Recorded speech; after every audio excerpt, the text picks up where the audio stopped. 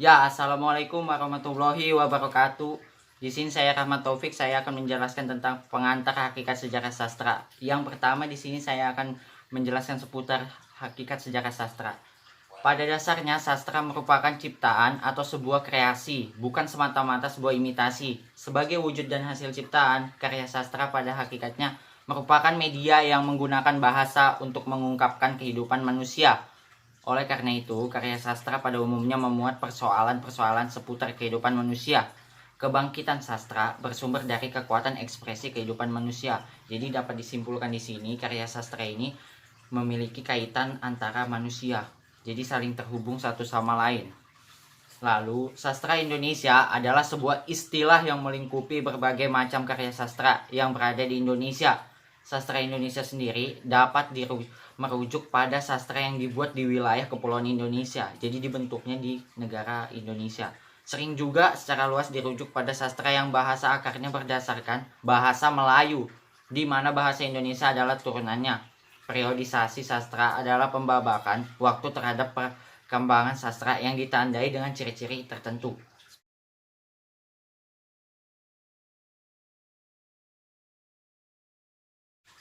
Lalu ada tinjauan sejarah. Kepulauan Nusantara yang terletak di antara dua benua dan dua samudra, yaitu benua Asia dan benua Australia, dan samudra Hindia yang sekarang disebut juga samudra Indonesia, dan lautan teduh, dihuni beratus-ratus suku bangsa yang masing-masing mempunyai sejarah, kebudayaan, adat istiadat, dan bahasa sendiri.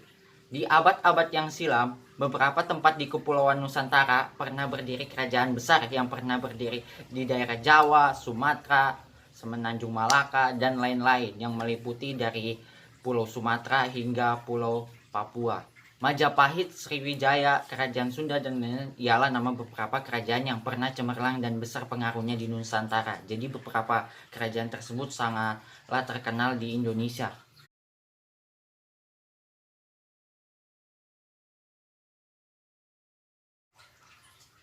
Setelah tadi saya menjelaskan tentang tinjauan sejarah, sekarang saya akan menjelaskan tentang seputar perkembangan sastra. Jadi sejak abad ke-19 ada hasil-hasil sastra berbahasa Melayu yang tidak ditulis oleh orang yang berasal dari Kepulauan Riau, Sumatera. Jadi juga bahasa yang dipergunakannya akan sulit disebut sebagai bahasa Melayu yang murni atau bersih. Jadi dalam penggunaan bahasa Melayunya yang dipergunakan oleh para pengarang itu bukanlah bahasa Melayu tinggi, melainkan bahasa Melayu rendah atau bahasa Melayu pasar. Hasil-hasil sastra Melayu yang ditulis dalam bahasa Melayu tinggi juga bukan main banyaknya. Banyak hikayat, syair, pantun, dan karya sastra lain yang indah-indah dan usianya sudah berabad-abad.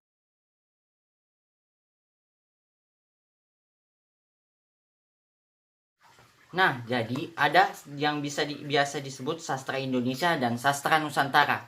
Sastra Indonesia sendiri adalah sebuah istilah yang melingkupi berbagai macam karya sastra di Asia Tenggara. Istilah Indonesia sendiri mempunyai arti yang saling melengkapi, terutama dalam cakupan geografi dan sejarah politik di wilayah tersebut. Sastra Indonesia terbagi menjadi dua bagian besar, yaitu lisan, tulisan.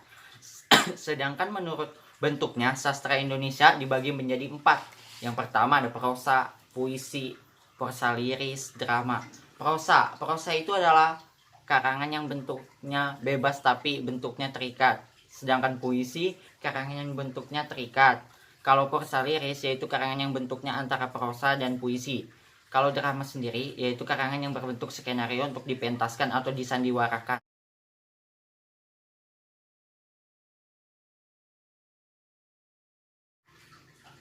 Setelah tadi saya menjelaskan tentang sastra Indonesia, berikutnya adalah sastra Nusantara.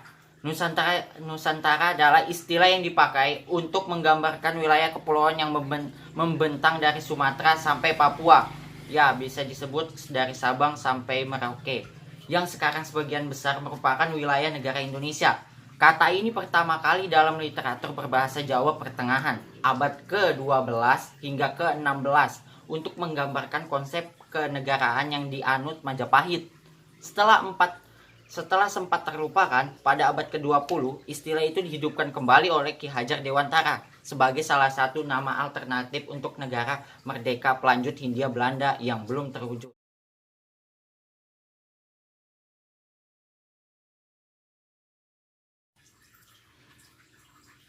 Lalu yang terakhir di sini ada periode sastra Indonesia. Hingga saat ini belum ada kesepakatan mengenai awal kemunculan sastra Indonesia. Jadi di sini belum ada ya kesepakatannya mengenai kapan dan di mana sastra Indonesia ini muncul. Jadi pembabakan atau periodisasi sastra disusun oleh para ahli sastra menurut pandangan mereka masing-masing. Jadi yang menyusun sastra ini adalah para ahli-ahli sastra yang memang sudah sangat hebat dan sangat ahli di bidang sastra. Jadi penyusunan sejarah memang tidak dapat lepas dari kepentingan dan sudut pandang.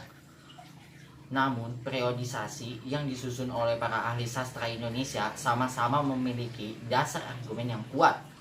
Seperti Ajib Rosidi membagi periodisasi sastra dalam dua kelompok besar, yakni masa kelahiran dan masa perjanjian, yaitu 1900 sampai 1954. Lalu periodis 1933 karya sastra didominasi bahasa Melayu tinggi.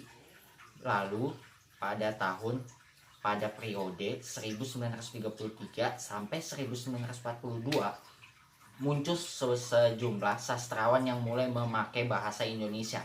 Jadi di sini awal bahasa Indonesia digunakan dalam karya sastra ya pada periode 1933 sampai 1942. Lalu periode 1942 sampai 1945 angkatan yang muncul menjelang kemerdekaan Indonesia. Jadi di situ angkatan yang muncul pada 1942 sampai 1945 adalah angkatan yang muncul menjelang kemerdekaan Indonesia. Jadi ini para angkatan sastrawan yang muncul pada tahun-tahun tersebut.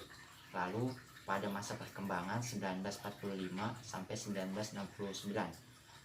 Pada periode 1945 sampai 1953, sastrawan lebih ekspresif pasca kemerdekaan. Jadi di sini lebih ekspresif lagi pasca kemerdekaan. Setelah kemerdekaan itu mereka lebih ekspresif ya dalam membuat karya sastra.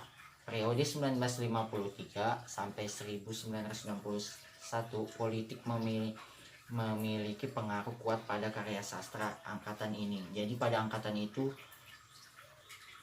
politik di situ masuk dalam sebuah karya sastra yang dituangkan oleh sastrawan. Jadi tentang politik di situ banyak sekali masuk ke dalam suatu karya sastra. Lalu periode 1961 sampai 1969, sastrawan lebih banyak menggunakan konotasi agar terhindar dari pergulatan politik. Jadi di sini mulai dikurangkan pada periode ini pergulatan politiknya. Jadi sudah menggunakan konotasi agar terhindar dari pergulatan politik. Ya, begitu saja tentang hakikat sejarah sastra yang saya bawakan. Kurang lebihnya mohon maaf. Terima kasih. Wassalamualaikum warahmatullahi wabarakatuh.